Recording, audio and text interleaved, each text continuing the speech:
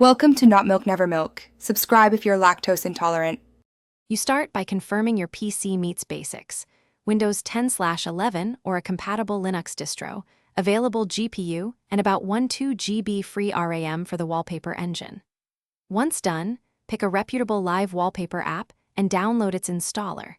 This is the single most important choice because apps differ in performance and file support. Make sure you save the installer in Downloads and right-click to Run as administrator if prompted. This first setup step gets the software onto your machine so you can configure it next.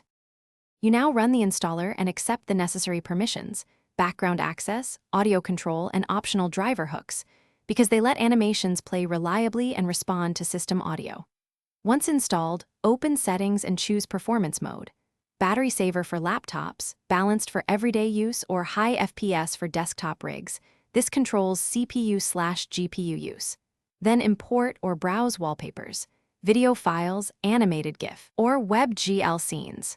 Make adjustments like loop, volume, and scaling so you apply the chosen live wallpaper and test it on every monitor to confirm aspect ratio and position.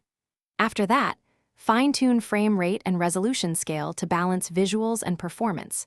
Lowering to 30 FPS often saves resources while keeping motion smooth. If the wallpaper causes stutters or high temps, update GPU drivers, disable game overlays, or temporarily revert to a static background. This single troubleshooting move resolves most conflicts. Finally, save your profile so settings persist after restarts and you're done. Thanks for watching. If this was helpful, leave a like and consider subscribing. See you next time.